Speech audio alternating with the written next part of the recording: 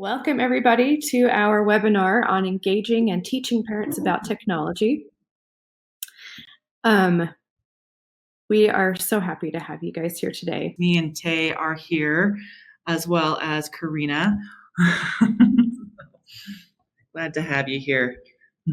I should mention, Karina and I are feeling good. We were told to have a disclaimer, but we are presenting together. Yeah. It's nice to see people in person, that's for sure. Every once in a while. Yep. So let's go ahead and take a poll. How are you teaching this school year? You remote, you hybrid? It is a vastly remote. Yeah, I'm surprised. We are mostly in person in Utah, and that's been interesting is the correct word. Remote. Excellent. Yeah, I'm surprised how much is still Go ahead and end it without showing it. We were like 60% remote, and that is a lot of work. Good job, you guys. Like, incredibly impressed with all of you. Hybrid back to digital. Yeah, that sounds about right.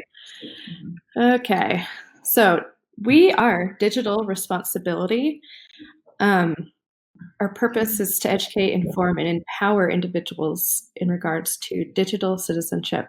And we believe that creating a digital citizen who is responsible online now and in the future takes place one-to-one interaction, small group settings.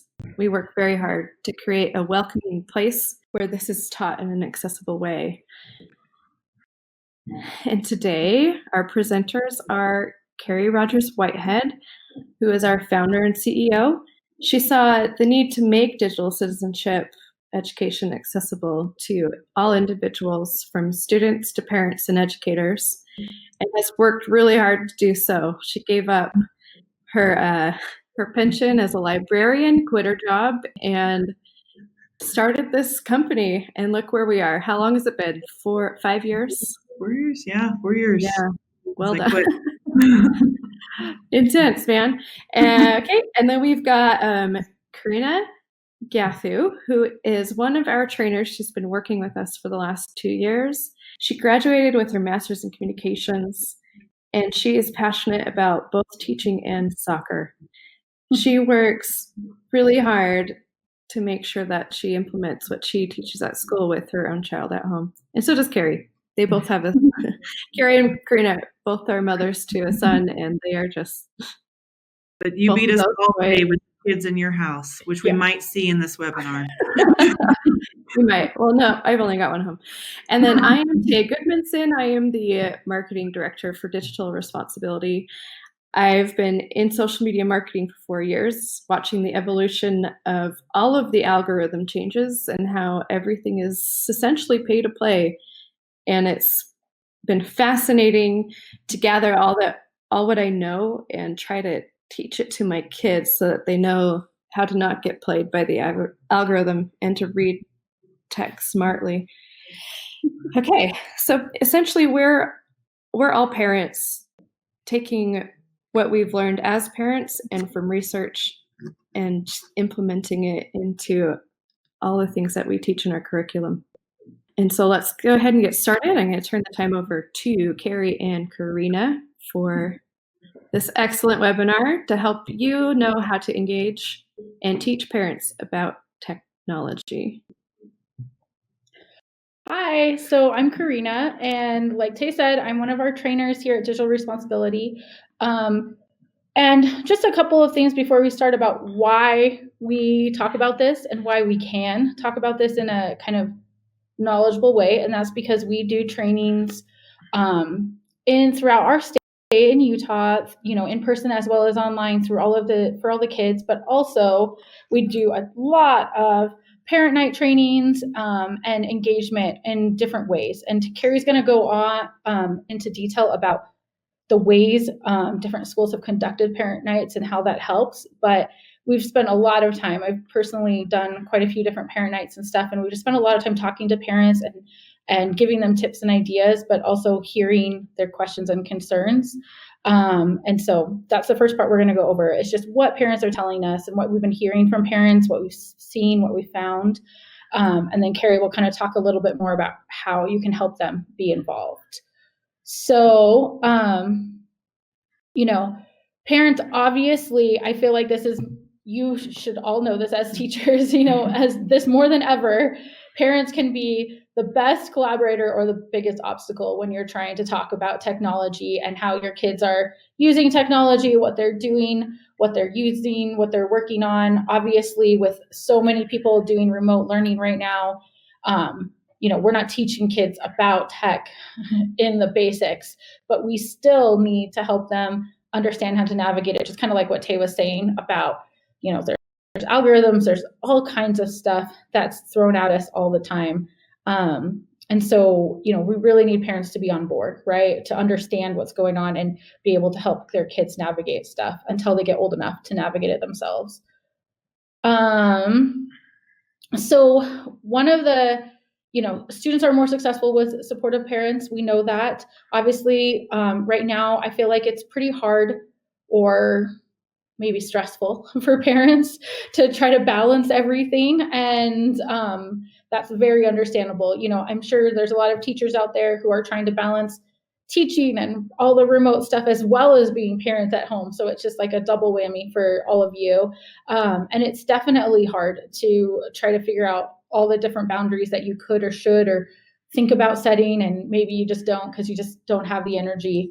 But really, parents are essential to helping students make healthy choices. And that's really key because, the reality is that if we can help our kids and our students at the beginning, while they're young enough to give them the guidance, then they'll be more successful later and once they're no longer with us. So the key reasons why parents are important are obviously, number one, parents determine how kids and students access technology, right? They're the ones in control. Regardless of whether you're doing remote learning and the school has or your district has helped provide any kind of devices, whether kids have tablets, computers, phones, whatever, all of that is, up to your parents. Also, they can determine when they access technology, right? So are they just using it for school only? Are they actually, is there some downtime where they're having fun and they're playing, or, it just depends on the parent and their household, right? And then, of course, parents determine what rules students are going to be asked to follow. So again, parents are really in control over most things, and maybe some parents have less hands-on information about that. But at the end of the day, they're the ones that are controlling how, when, and what students are doing with technology. So one thing that we've talked to a lot of parents, and we hear a lot about how familiar their students are or their kids are with, technology. But also another company, Project Tomorrow, right? They also did some research and asked a lot of parents. They did some kind of polls and surveys about how effective technology has been, or how parents feel how effective they are with technology. So before the school closures, students felt like they were about 55%. They understood technology and how to be supportive and how to, help their kids. And then after like all the school closures and there's been a lot of remote learning, only 1/3 of parents, 32%, felt technology was used effectively for learning. So, there's definitely a transition happening, of course. And another statistic from them is that, initially, before schools closures, 68% of parents felt comfortable helping their students with homework. And then after the closures, only 59%. So almost a 10% drop. I think what's happening, probably, I'm imagining, is that, everyone's just getting overwhelmed. And so they feel like we thought we knew what we're doing, but really we don't. Like having to actually, manage our kids all day long is really overwhelming, which of course you all know as teachers. So, it's hard to keep kids entertained all day long, So, some of the things someone said this slide is hard, but we're going to move on in a second. Hard to read, but I'll just read some of the questions that I had on here. Some of the what parents are saying. So the research is from someone just asked that question. So there's an edWebinar of Speak Up that you can also watch as well. That's great.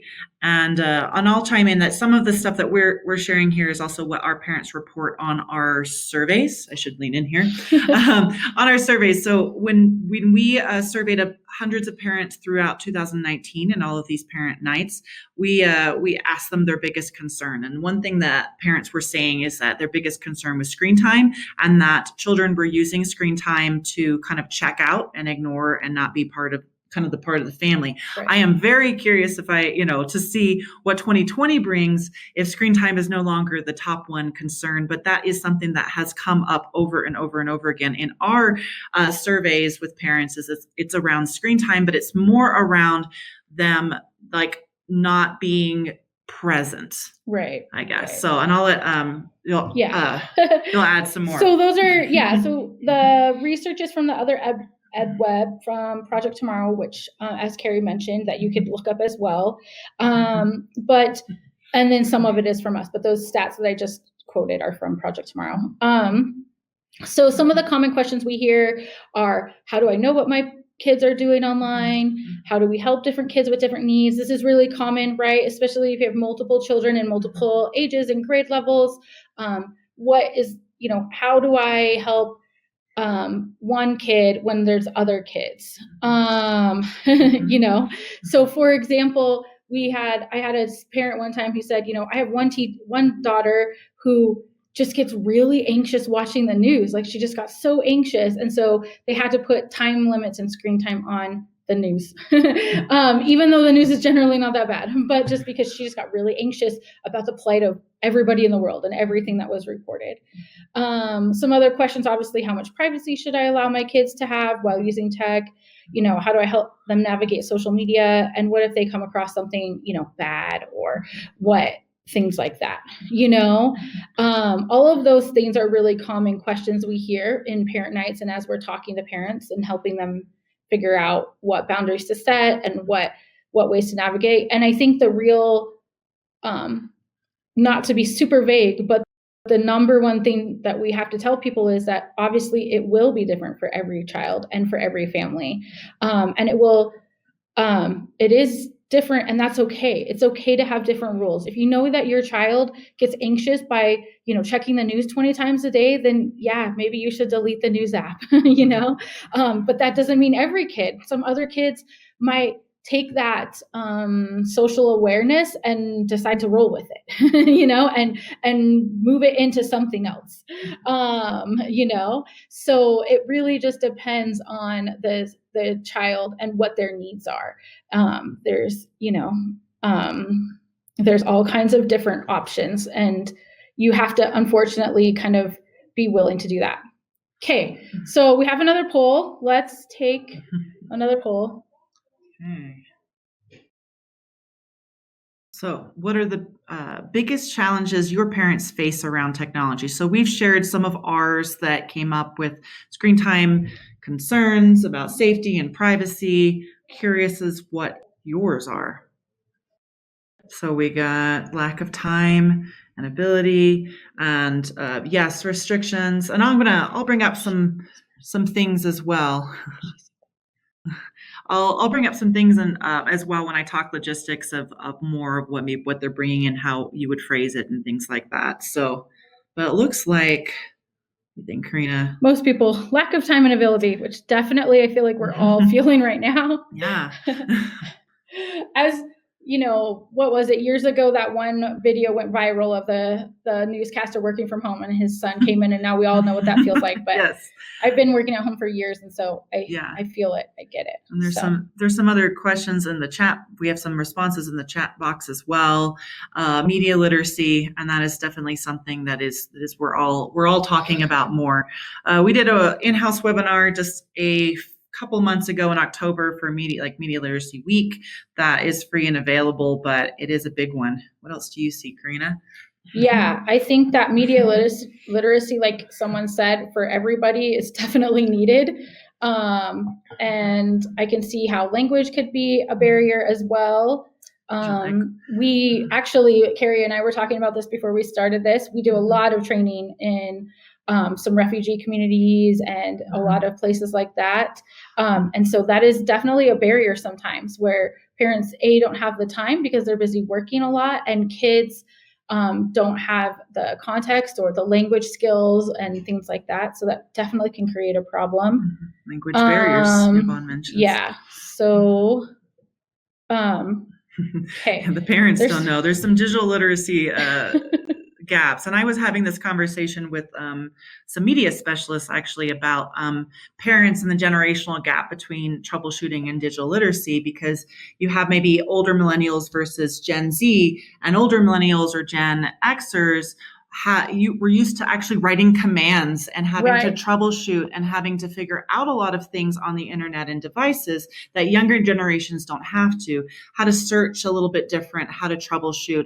I'm an adjunct and working with the Gen Zs and the college age, and I do see that a lot in terms of like download, upload, troubleshooting. And so there is a lot of those type of digital literacy skills. And I tell parents this a lot when I teach parenting nights, that just because you don't understand TikTok doesn't mean you're not tech savvy. There's a wide variety of digital literacy skills, and sometimes we just look at like programming or social media, but there's a lot of troubleshooting and the basic download, upload, typing skills that are part of digital literacy too. Okay. So let's see. Let me check the questions real quick, and then Carrie is going to talk about. Yeah, for restrictions there, I'll bring up some stuff as well. So yeah, and I'm glad someone mentioned bilingual and then some of these digital literacy skills as well. But I just always mention to parents that we shouldn't lump digital literacy into one big bucket, and that you have a lot of wisdom to share your kids. So I'm going to talk about like some logistics, some specifics of having done this. So as Karina mentioned earlier, we have worked with tens of thousands of students. We've been the online safety provider here in Utah and train people outside of the state and other places, as well as our teacher education program. And part of our work as being that provider of online safety has been working with parents, not just students.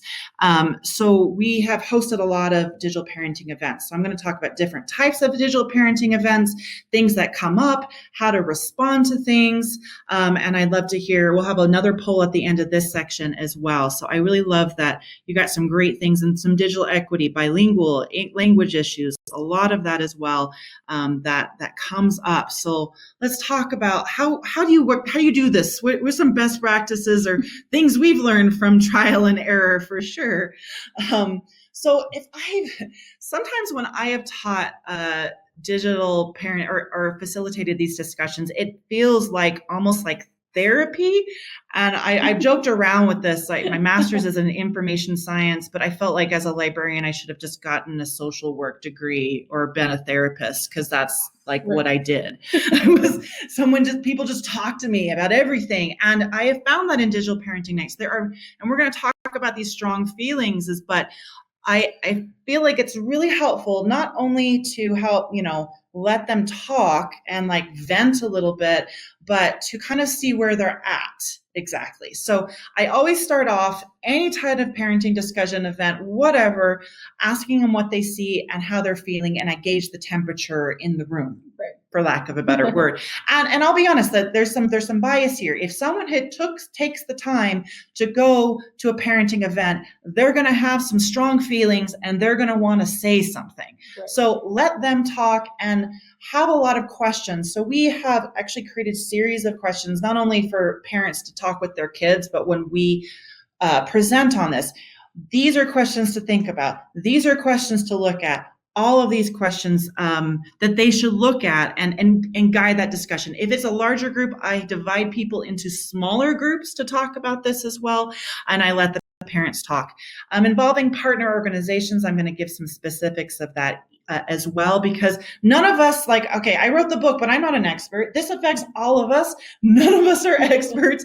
We need to involve these partner organizations because it's an area that just affects numerous people, also because of attendance and marketing and those kind of pieces. So I'm going to talk a little bit more about marketing a little later. Advertise and incentivize, be prepared for small feelings, and then I will kind of go in there. So how do you do with the COVID? Great question. So we've been switching things virtually, and I have a slide about how to talk about doing this virtually as well.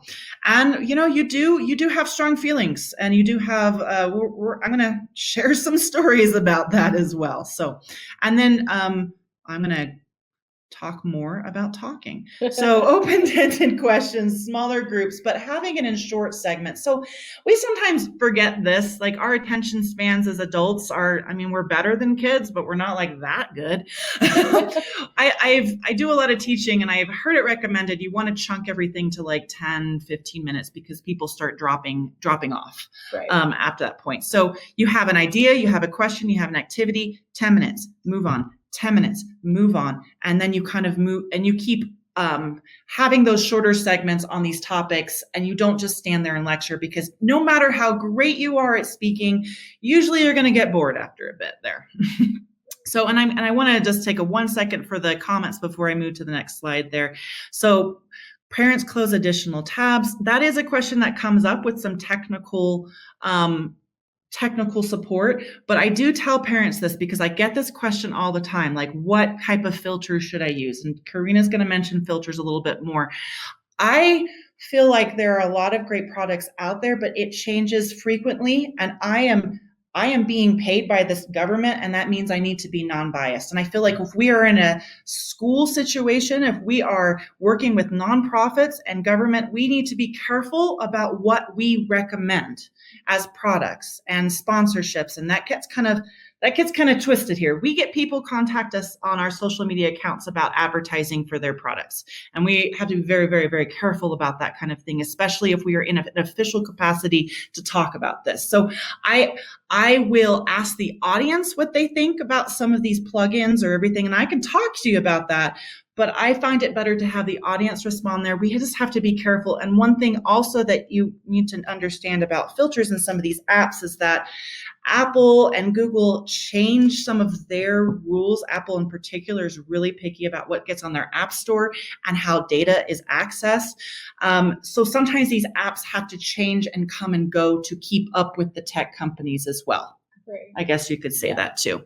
So I'll just make a side comment there. But parenting, I'm glad that you mentioned that, Leslie, I just tell them it's great that you're there. This is hard work here. Yeah. So letting them talk and involving those other partner organizations. And this is why we don't want to make a product pitch in particular. Like I'll tell people on the, quietly or after, or I'll have other parents recommend it. But to me, a parenting night is not me telling you all the different products you should use. It's me telling you what are some parenting strategies and communication strategies you can use at home, because those products might change. They might cost money. They're not for everyone. And that's not necessarily what this should be. They can find that information elsewhere. Involving those partner organizations. So we've worked with a lot of these groups. We work closely with the Internet Crimes Against Children's Task Force out here. Now, every state has one. There's about 61 task forces in the United States that deal particularly with child like pornography and cybercrime. A lot of them in every state can vary on what exactly they do, but they can offer free educational nights. So law enforcement might go out to an organization and talk about things, and there could be partnerships there as well. So that's the ICAT group that does a lot of that. You also have school resource officers that sometimes do presentations and involved in education. It just depends on your state what exactly they're doing. But working with the SROs can be wonderful because they know the students really well, and they have a really good pulse on what's happening with the school too. So I would recommend, in some ways, I will say this about, I love working with ICAC, but they do come at it from a way, a law enforcement perspective and like legal perspective. And that's an important perspective to understand the law, but we also have to talk about other issues around technology, and we don't want to be too negative. So I had this question by Kathy, parent talk will become anti-school and anti-teacher. So I will mention that when I talk about strong feelings a little bit more, because there can be very strong feelings on this subject. If you can tie it in with STEM or literacy nights, fundraisers, school back to school orientation, it's great, because this is a lot of time where people are getting their devices. So kids will get their devices at the beginning of school, although we had this crazy, everyone gets a device in 2 weeks kind of situation in the spring. But if you can plan something around digital parenting when they get their device, then, or require it, or they have to show up or something, that's a really great way to do that. We've done a lot of work with public libraries out here, and they do a lot of family nights, programs. It's wonderful to be able to open it up to the larger environment, and you can maybe do them at different hours, and they can help co-advertise for you as well. So we've also worked with school community councils, student councils. If you can get a student to be part of the presentation, and we've done that before, where the students share what they think too, I think that's wonderful. I think that students who are love to tell parents what to do, let's just say that, they won't turn you down with that opportunity. So these are some partner organizations that we've worked. Now, I'll give a little bit of my perspective as a librarian who was a public librarian who worked in a very low income area and struggled. We did a lot of parent nights, and parent engagement was an issue. So I had there was one PTA person in one of the schools, but the more well-off schools had a very large, full budget, all of it. So it depends on where you're at. But one thing that junior high did in that area that I worked in is that they turned their literacy nights and their STEM nights not into just the education, but they made them into coat drives. They served food. They provided canned goods. They actually made it a whole thing. They would invite a medical, those travel medical offices along at their literacy nights and STEM nights. So they didn't just do that. And I loved how that approach. I also had a bingo card that you would have to do multiple things before you got dinner. And that helped as well. So we found a lot with the library that feeding people and offering those additional services was a great way to get them in. So some partner organizations. Okay, and advertising and incentivizing. So I had a wonderful school counselor at an alternative high school that had, I showed up and she made raffle prizes, and they stayed the whole entire time for that presentation. So getting them to stay and incentivizing them to do that is really great. Speaking of incentivizing, we are doing our own giveaway at the end of this presentation, but having some snacks, especially if you are doing it in the evening. I mean, if you think about it, you've worked all day, then you're just tired, you're hungry. Some of this can conflict with, your dinner time. So are you providing dinner? Are you providing snacks? What are you doing? I think, no snacks on virtual meetings. That's true. But enticing them a little bit there. So at the library, we dealt with this a lot because it's totally, they're not required to show up to anything at the library. And a lot of it was creating those relationships over a long period of time. So that middle school I told you about that had really, really great attendance for their literacy nights, that took 5 years for them to grow it to that point. So because they don't know you, they don't trust you, they might have a distrust, they might be an immigrant, they might not be legal, they don't trust maybe authority figures. So I think you have to sometimes it goes a little bit slower, for lack of a better word. So, and those are some other places to advertise and incentivize. And having virtual nights is a great way to reach out to other groups. So we'll talk about that, but I'm going to spend some time talking about this because I had that question from Kathy on strong emotions. There. And demonizing teachers. And demonizing teachers and demonizing technology. I will say this, I got into digital citizenship a few years ago and did not realize it was I was diving into politics and partisanship. That surprised me. I just wanted to educate kids. But people's norms and values can be connected to a lot of this. So, they are going into a situation where you are telling them things that they might not be doing, or they might be doing differently, and as a parent, I know we get a little bit defensive. So you sometimes go into these things and you don't mean to. You're like trying to share the research, you're trying to help them, but they see it as an attack on their parenting. And when people feel attacked on their parenting, that's like they get extremely defensive. They have moral values attached to technology as well. So basically, you're telling them that they're morally wrong in their brain. So this is hard. So I had a situation where I was sharing like, okay, here are some red flag apps, for lack of a better word. And I don't include Snapchat on my list of red flag apps because the teens don't use it in that way. If I'm going to make a list of things I am more concerned about, one thing that so many people use all the time is not going to be on my list.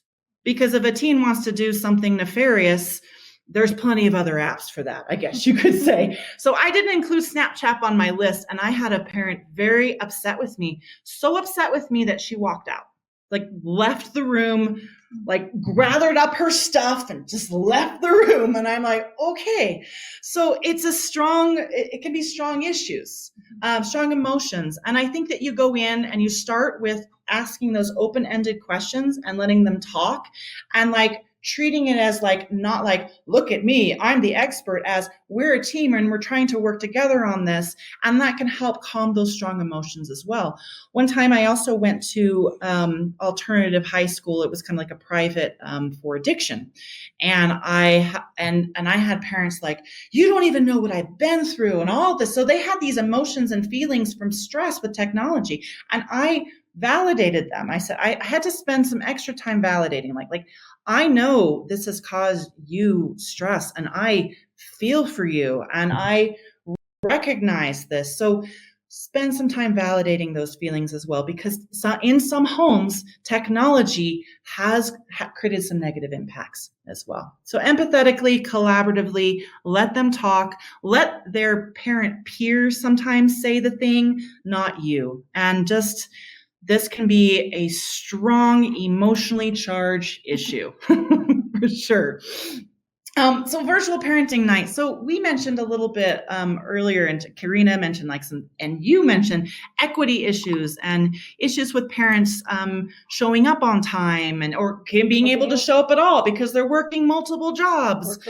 Yeah, and a lot of times, like I dealt with this as a parent. So there'll be like some school volunteer thing. I mean, I'm dealing with this week. There's a holiday party tomorrow, but like I can't go at 11 a.m. I just can't always do that, right? It's just the middle of the day, I can't do the mommy and me stuff. Right. Exactly. Karina and I talked about that. We've missed out on all the mommy and me things because they're at like at 10 or 11 a.m. Right. So that's hard for parents sometimes to go to those things during the day, but having virtual parent night events helps a lot with that. So some suggestions with that. I've done it with Zoom, and it's great with Zoom that you can kind of divvy up a little bit of the groups, but I've also seen this done on Facebook Live. There are a lot of parenting groups around like technology or just parenting groups in general, and those parenting groups are active. There's some strong, active parenting Facebook groups, and if you could do it live that way, then you might reach some parents, because just meeting them where they're at.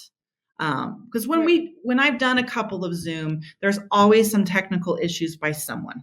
And so sometimes doing it on social media is a way that you can do that as well. So scheduling it at multiple times. You can also, what's nice is you can record it a lot and then show it later so parents can't always access it, and giving them options. Especially if a school is going to try to make some requirements around things, then you need to give them multiple options and multiple ways to bring that up as well. So I think I have just making sure I'm addressing some questions here. So Sunny mentions, do you suggest independent childcare programs, build a partnership with their local school? That's true, because the private daycares are open. Thank goodness. They are. So after school programs in particular are really, really good for that too. Like your Boys and Girls Clubs or your county or your city after school programs, they have those relationships with parents. They often are also set up to serve those that are, that qualify, that maybe they're set up in Title I schools because they have that type of funding. So working with an after school program is great. So as Karina mentioned, we've done several presentations for parents who are refugees. And we work very closely with the housing authority to make those happen. So the housing authority, they had the Section 8 housing, and they knew those parents. They literally knocked on the doors. They brought them food, and we had some really great turnout. We also partnered with 4-H on that. And 4-H I love 4-H. They do so much tech and STEM stuff that they're a natural partnership as well. So what's been my experience holding these sessions virtually? In Orange Zone and schools are closed. I mean, you can chime in too, Karina. I've done a few. I will say I feel like I got lower attendance. I won't lie. Would you say that? I mean, it's like everything else, right? Like there's definitely a struggle with getting people to participate when you're online. And also, just having people talk and things like that. I think that now that everyone's been doing meetings for so long, they recognize the hardship and are maybe a little bit nicer to people than they used to be. For years before I did this, I worked remotely, and my manager would always be like, we had weekly team meetings, all remote, and my manager would always just complain like, hello, people, talk, hello, I don't want to just talk to the air myself, so it's definitely a struggle, especially when we have so many things. And I think that fatigue, like virtual meeting fatigue is definitely a problem that sometimes we have, especially now as all of our meetings are online. But like Carrie was talking about, like having some kind of incentive is always helpful, right? Definitely parents are still struggling. They're struggling with like a lot of the questions that you guys are mentioning in the chat about how to monitor, how to manage, what's the right tool to use.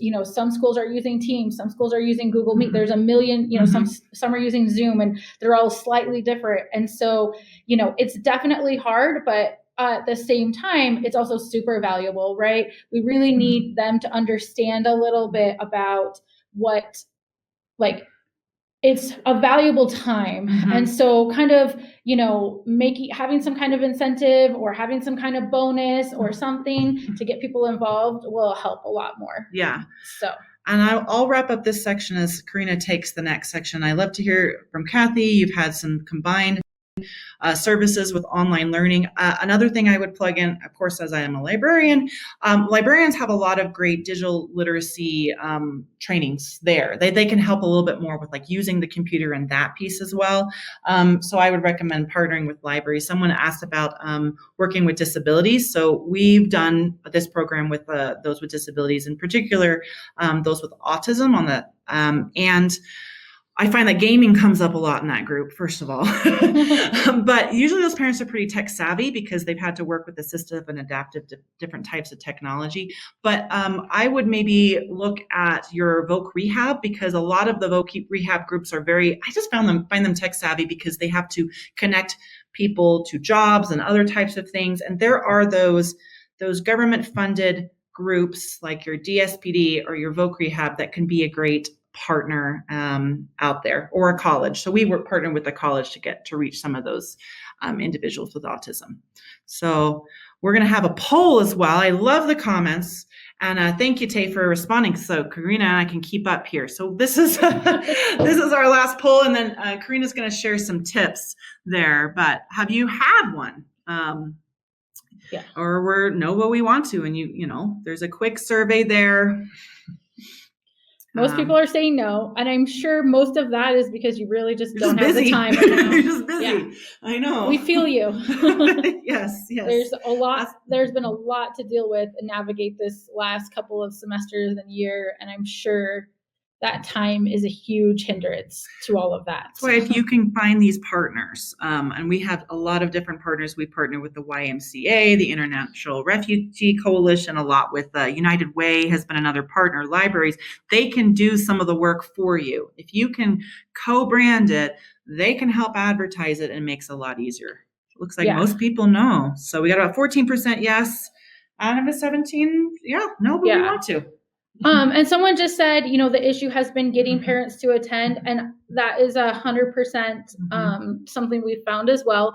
But like I said, the biggest attendant nights that I've had, both online and in person, have always been when there's some kind of incentive or motivator, quite honestly. There was a drawing or a giveaway. Even like someone mentioned, I think earlier, you could do, virtual gift cards, which you can even do drawings or give out something, but if you're in it, even if it's virtual, it doesn't have to be in person. You can still have an item that you draw a name for everybody who's still in attendance at a certain period of time or whatever, and again, I get that there is some issues also with the equity and what community you're in.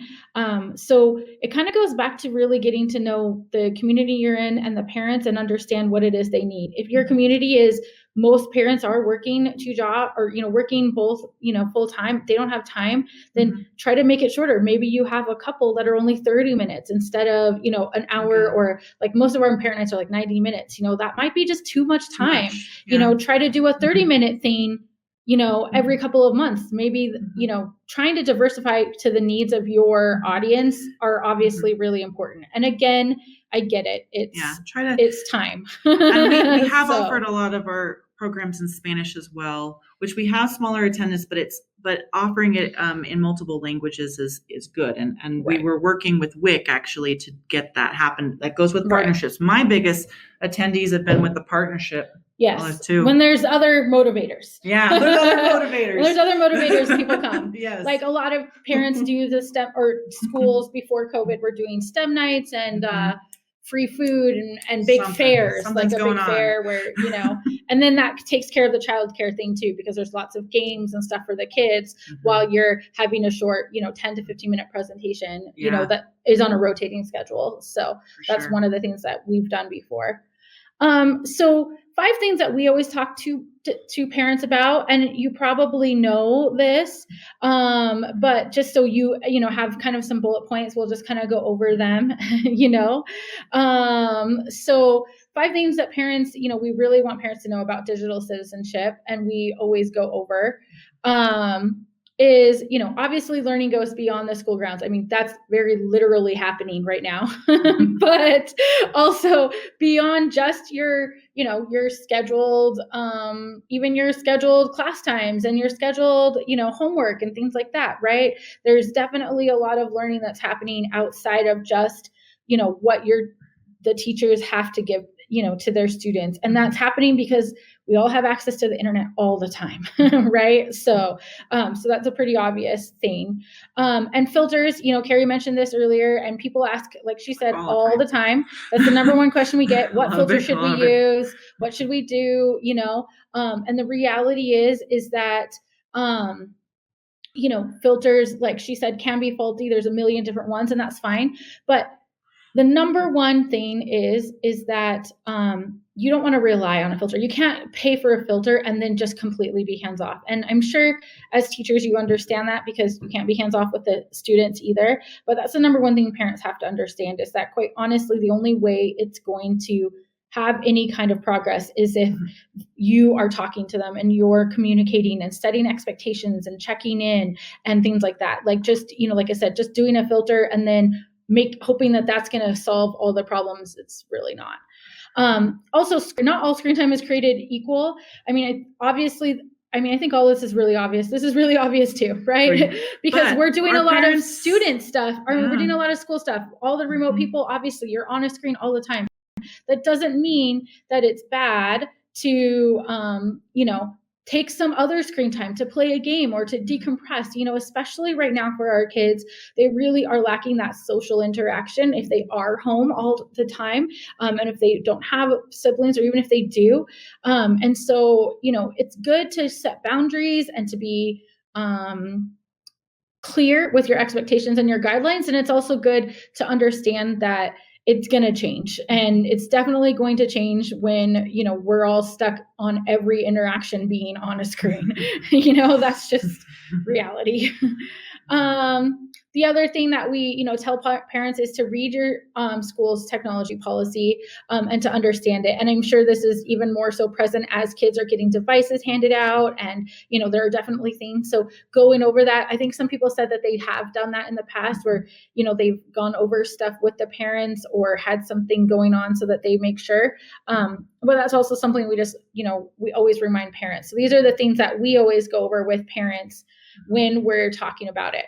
And of course, the last thing is that you teachers are doing the best that you can, obviously. Like, definitely having to manage both a whole classroom of kids remotely, and then as well as, like I said, if you are parents or any other thing, it's really hard. Or even worse are the hybrid ones that are doing both, because that's constantly changing and adapting 100%. So we totally understand that as well. And it's hard. It's definitely hard. There's really no two ways about it. It's hard.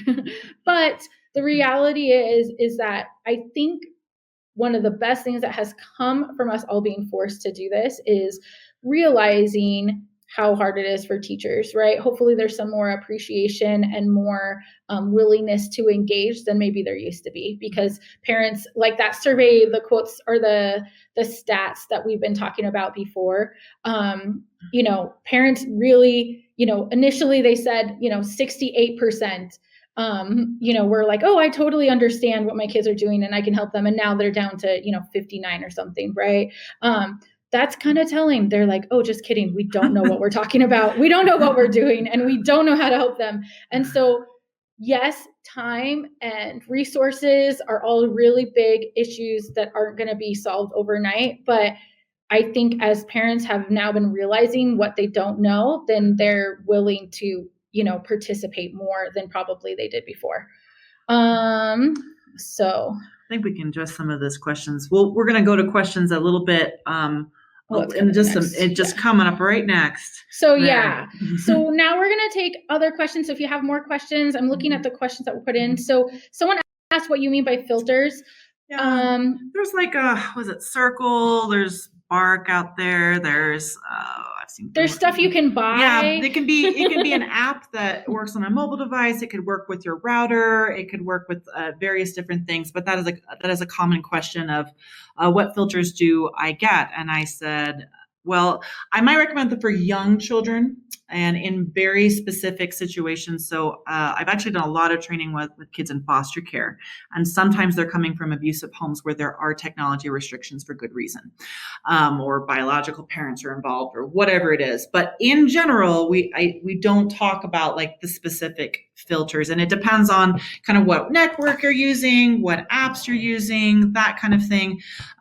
So that's what it could be. So it could be plugins, it can be an app, it can be with your Wi-Fi there. So right. I'll pull up questions here as well. The quiz will be, I think, soon. So I had questions on Zoom bombing. That can help. Yeah, if you have a password and the email link, right. And you can also have putting them in a room before. Now that's harder to do if you're using something like a Facebook Live or something else if you want, but. Yeah, you can give them a link. We're going to just go over the resources as well as our giveaway so that you guys know before everyone leaves. I have a few articles out from ISTE talking about parents and technology. There's another one coming out. It was supposed to come out, but then COVID happened. So ISTE kind of got crazy as well. But we have a code for a discount. This book, Becoming a Digital Parenting Book, it's an academic title with Routledge, full packed of information of helping families navigate technology. And we have a discount code and we'll have a giveaway. And it was a book that's coming out like end of the month, my book. Okay, so coming up next for us is we have a free webinar Wednesday, January 13th on the power of stories and how stories will positively impact the way you teach and positively impact the students, and it will help the lessons stick with them for the rest of their lives. We hope to see you register for that. They've just posted a link in the chat for you to go register right now or right after, Don't leave yet, because we have this we are giving away 5 free digital copies of Becoming a Digital Parent. And we are so excited to give these away to you. You will get an email if you win with the code to download your copy. Pop that up in another tab. If you would like to purchase this book and have a hard copy in your hot little hands and save 20%. So we are wrapping up a separate questions, and I'm glad that you can stick around, but I know things are busy, so take off if you need to. Yes. Really appreciate you guys coming. And if you have any questions or comments or any needs that we can help you with, feel free to contact us at our website or email. We've got our phone number on the website. We're available for you. Huh, Karina? Yep. Yes. Okay, so I think we have a few more questions that we will cover in the last few minutes, but feel free to add some more. Let's see. What do you want to add on raffles? We are good raffles. Yeah. So I will tell you that one time I had the whole speech about how filters are faulty, and then the raffle was a filter, and it was like a actual like physical filter that you plug into your router and stuff like that. So the PTA lady felt really bad that I had just given that speech, but I mean, it was worth a few $100s and a really valuable thing. And it doesn't mean you can't use filters. Use whatever tools help you. We're not here to judge you. Use whatever helps. That's what I tell parents. And, the reality is just don't rely only on filters, right? Just like anything else. I've done gift cards as well. Gift cards are also really good. Raffles. Those are really helpful, and that's why getting other partner organizations are helpful, because we know schools don't really have money, teachers don't have money, teachers don't have budgets. So get the PTA involved, get some other organization that can help sponsor that kind of stuff, like buy gift cards or buy whatever it is, and that will really motivate parents and also not be all on you. So I don't know the Dino as well as a program to filter and remotely control students. I'm not sure, but I haven't been in parenting classes where there are parents that talk about a lot of the tracking software, which I don't recommend unless, as I said, it's from an abusive situation. There's something very serious going on, because that can really erode trust. I had one time a parent brag about how they watch everything their kid does and their kid doesn't know. And I'm like, oh, your kid's probably going to find out eventually. And that's really going to hurt that they, that's on there for a while. So I can't speak specifically on that one though. Yeah. And I think that's it. I don't know if there's any other questions that we have. Sure, we're good. We appreciate this, and yes, the happy holidays. We have monthly free webinars that we host on our platform, and we archive them and save them. We have a lot of our links on SchoolTube as well as some videos just for students around the topic of digital citizenship. So glad that you're here. But thank you. There. That's it. Okay, these are some of our information. There's a short survey, and there are those links on the side, as Tay mentioned. George is responding to some of your questions too. Thanks for that for the EdWeb team. We really appreciate working with EdWeb. There's a lot of great webinars out there, and I hope we hope you all have a great holiday. You're almost there. It's coming fast. It's really good. So, thank you. Yep.